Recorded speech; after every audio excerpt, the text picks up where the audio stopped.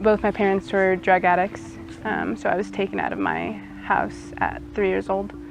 I was separated from 8 of my siblings, and then I was reunited with a couple of them when I was 4. We were unadopted at 11 when I was 11, so they were 12 and 13. And then we were put into foster homes, separated again. I was getting kicked out of foster homes and group homes, and no one really wanted to take the time to just figure out what I needed and what I wanted, and so.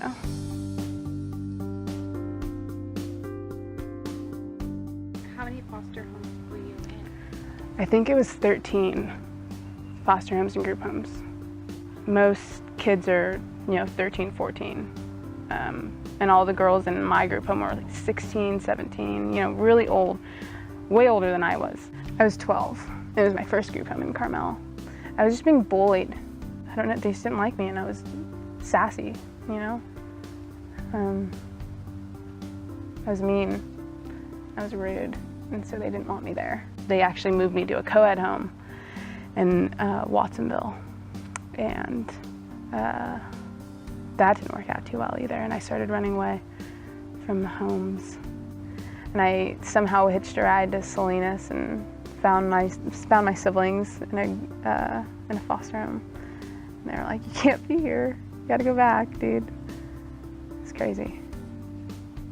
I just have I pick up people's just their motives. And this one home I was in, I really started noticing, like, people aren't doing this to help us. They're doing this because they get money for it sometimes. And that kind of just set the tone for the rest of, my experience in foster homes. Like, these people don't give a shit about me, They just care about the money, and that's just how it is. And so even if they were really nice people, I just would turn it around on them. Scott and I met, I was really good friends with his cousin, and we've been married over 7 years now. My wife was a cheer coach for the high school. One of her cheerleaders was Lizzie. Scott and I were married probably 2 weeks before I met Lizzie, and 9 months before we started fostering her. I was trying out for cheer camp, or Aptos cheer, and she was the freshman cheer coach. I came to practice, or the first day of tryouts, with a black eye, and she comes up to me and she's like, "Why do you have that black eye? Like, are you okay?" And I was like, "Yeah, I just live in this, this group home, and this girl threw an apple at me and gave me a black eye." And she was like, "Okay." So, it was out that I was in a group home. And I knew she was living in a group home. I didn't know all the details. I knew she was really struggling, with grades, and struggling getting along with the other girls in the group home because it's kind of cutthroat. We were really close. I think she immediately looked at me as a mom, but at the same time, she was trying to impress me. When I met her, I didn't know she was 20 years old. I thought she was at least 25, mid-20s. And so she just came off as like more of a mother figure to me. That's kind of how I found my mom. And yeah. We did. We had a connection. My mom's been my best friend since I was 13 years old. The connection was made, and ultimately Lizzie said, "I want you to be my mom." And that obviously tugged at my wife's heart. She approached me one day and asked me if I would be her mom. And I thought she was joking because I had known her for seriously like 2 weeks at the most. But once I heard more about her story, I realized she was just desperate to get out of the environment she was in. And she came to me and said, "Lizzie wants to live with us. She wants me to be her mom." And she was just trying to see how I felt about it, and I was like, "What? Are you kidding me?" Originally, he had said no, because he's like, a young man and a teenage girl coming to your house can be a really scary idea. This is a 14-year-old girl we know nothing about, has a very complicated history, and suddenly she's supposed to just come into our house and everything's supposed to be just okay with that. It was weighing on my heart really heavily, and it kind of got to the point where like I couldn't sleep anymore. She wanted me to want her, and so I don't think that the relationship in the beginning was 100% authentic because of that. You know, she would come to our house and cook us meals. So I think she was really trying to get on our good side and impress us and show that she could be a positive attribute to our family. So I called her social worker, and at first she said no because Lizzie and I are so close in age. But after seeing our dedication and that, you know, we were really willing to step up as parents for Lizzie, we began the fostering process after that. I felt like if she wouldn't have a chance at a healthy life. I really had to just kind of take a leap of faith and trust that my wife knew that what she was feeling in her heart was actually real. And then pray a lot that, you know, that it would be okay, that we could become parents for this person who I knew nothing about. I think that he also wanted me to be happy and knew that it would make me happy, and he trusted me. We were at a cheer sleepover and she had taken me aside. And I thought I was in trouble. And she was like, no, I talked to your social worker and we're gonna start doing like overnight visits with you if you're okay with that. And I hadn't met my dad yet. I think Scott's mind was changed by a number of things. He did meet Lizzie, and I think he got more comfortable with her. Lizzie slowly started spending more and more time at our house until she would be spending every weekend with us. We'd get her on Friday, and then on Sunday night she would go back to the group home. I would do overnight visits, and then Christmas break came along and they told me they were gonna take me for break, which I was super excited about because I didn't have anywhere to go for Christmas, so I was just gonna stay at my group home. When winter break started in December, they were going to let us keep her until school started. The day after I'd gotten out of school, or the day of, and she was like, pack your clothes, we're going, I'm taking you, and we're gonna spend all Christmas break together.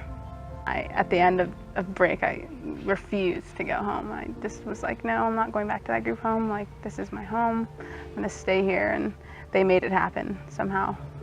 You know, if everything was going well and everyone was still on board with us fostering her, they were going to have a hearing in January 14th, and then it would be official. So everything went well, and so, you know, we ended up fostering her.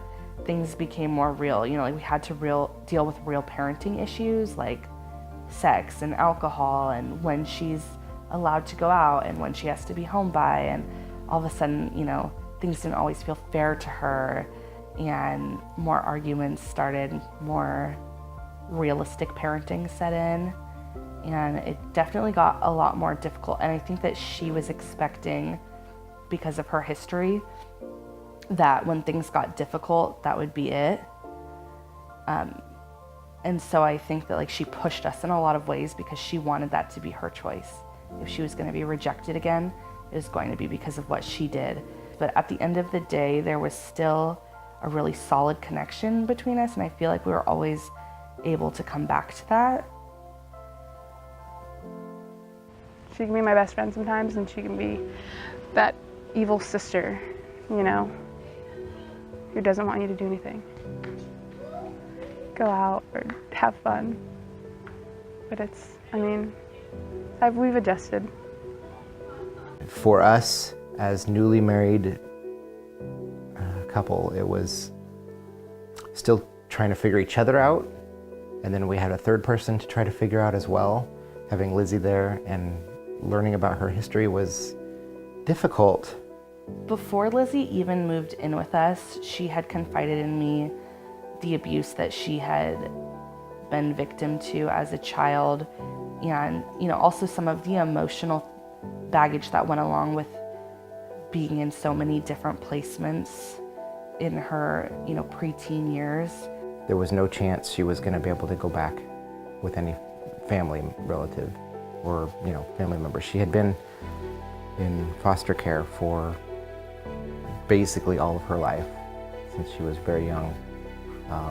Adopted by an uncle who abused her, and back in the foster care system, and there was basically no chance of any kind of reconciliation.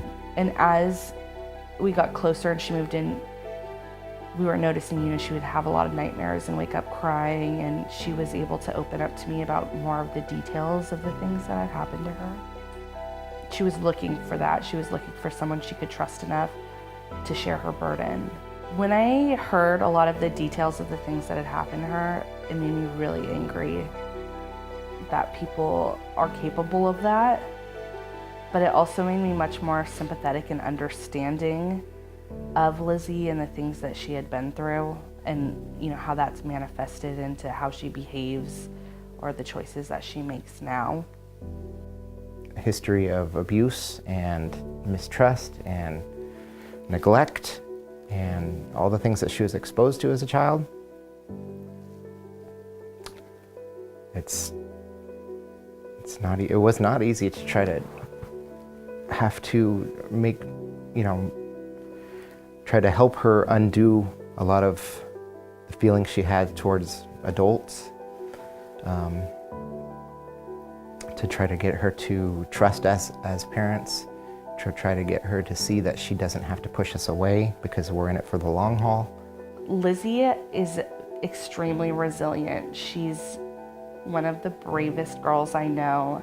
I've been extremely proud of the way she's handled herself, and especially with what she went through as a child. She showed that she had more self-respect than to just accept what had happened to her.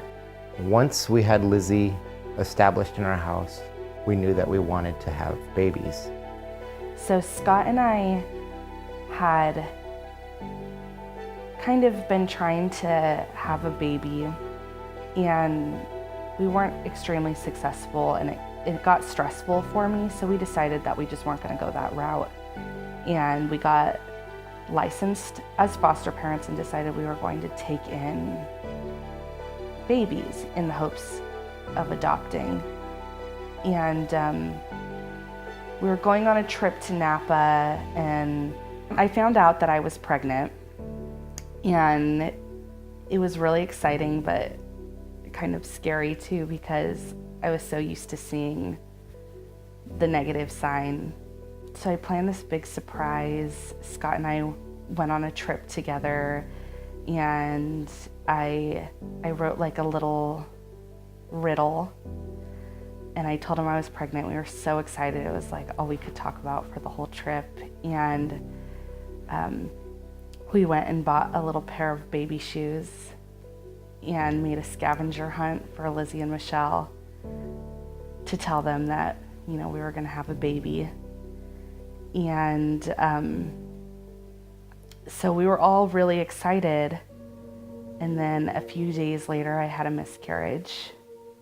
I was 8 weeks, and it was really hard for all of us. And I felt really bad because I was too caught up in my own grief to realize that my kids were also grieving. And then a month went by, and I was still just kind of feeling man, how am I gonna move on from this? I knew I needed to. I needed to find a way to move on. And so I just decided okay, today I'm gonna move on. I'm gonna leave the house, I'm gonna be productive.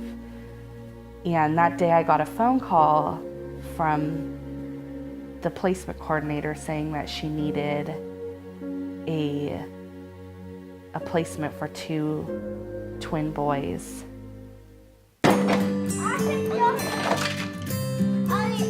One day I come home from work, and Lonnie tells me, oh, they called me and said that they have 2 month-old babies that need to be,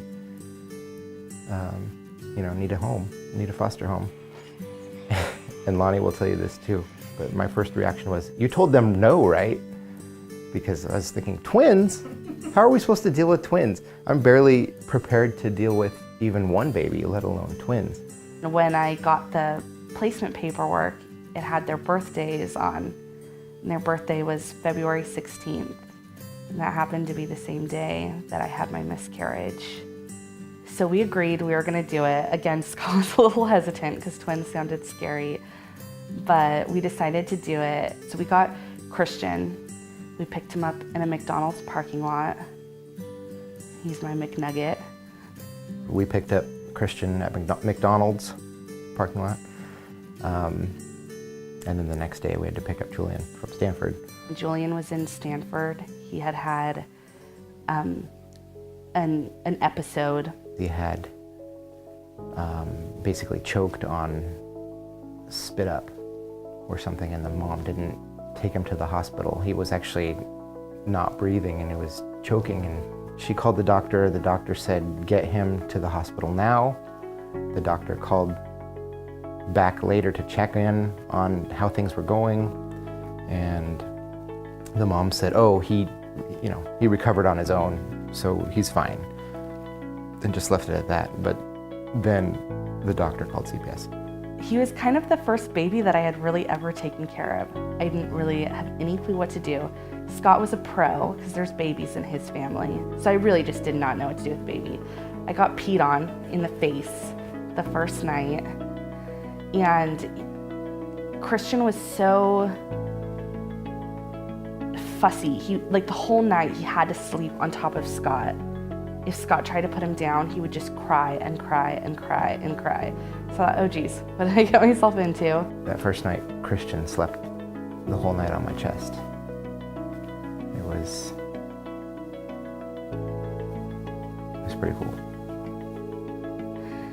And then the second day we went to Stanford and we picked up Julian, and he was all hooked up to all these monitors. He was so little, he was like 7 pounds and just like struggling. It was so sad, but we brought him home, and that night we put him and Christian together in the crib, and they just curled right into each other, just like slept so peacefully.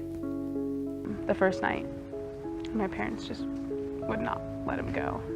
They just you could just tell, It was a month after my mom had had her miscarriage, and so she kind of was just like, this is like a miracle for me. It was not an easy process. We did not know for sure that we would be able to adopt them. Their mom had decided that she was going to pursue a reunification with them. She already had 2 children, but she really wanted to keep the boys. We went through the process of taking the boys to visits with their mom. Some weeks she'd do well, and some weeks she wouldn't, and so we were constantly trying to get information from the visit supervisor, just trying to get an idea of what was going to be happening. We had no idea if the boys were going to go back with their mom or if they were going to stay. She had gotten 6 months reunification services, and we kind of just hung in there and did what we needed to do, but all the while just really thinking man, how are we going to be able to give these kids up? And it was really agonizing, honestly, because obviously these boys came into our lives when they were a month old, and we just fell in love with them right away. So the thought of having to give them back was just, very difficult to deal with. And the 6 months came around, and she had done some things, but she hadn't done everything she needed to, so she was given more time. And in that time, she had gotten pregnant again, and everything kind of fell apart for her at that point. There was not really a way that she could get Christian and Julian back and keep her baby. So after that, she ended up doing a relinquishment, which basically means that she signed her rights off and that we were able to then move forward with an adoption. It was 10 months that we were kind of in limbo, just wondering what was going to happen, and it was torture. Since they were so young when they came to us, it's almost as if, they were our own babies, our own biological babies. Lizzie very quickly decided that it wasn't going to be a positive thing for her. You know, like two little guys that took all of my time and attention. It was an adjustment, and I didn't like it for a while, but I warmed up. Yeah. She wasn't very happy. I would almost say that she was almost like so jealous that she kind of had at one point probably wished that we wouldn't have taken them in. How's your relationship with the boys now? Oh my gosh, they adore me, and I adore them. They're like,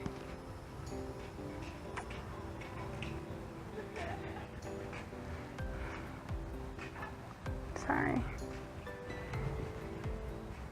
So I was like the baby of the family, and it's kind of turned around, and it's cool to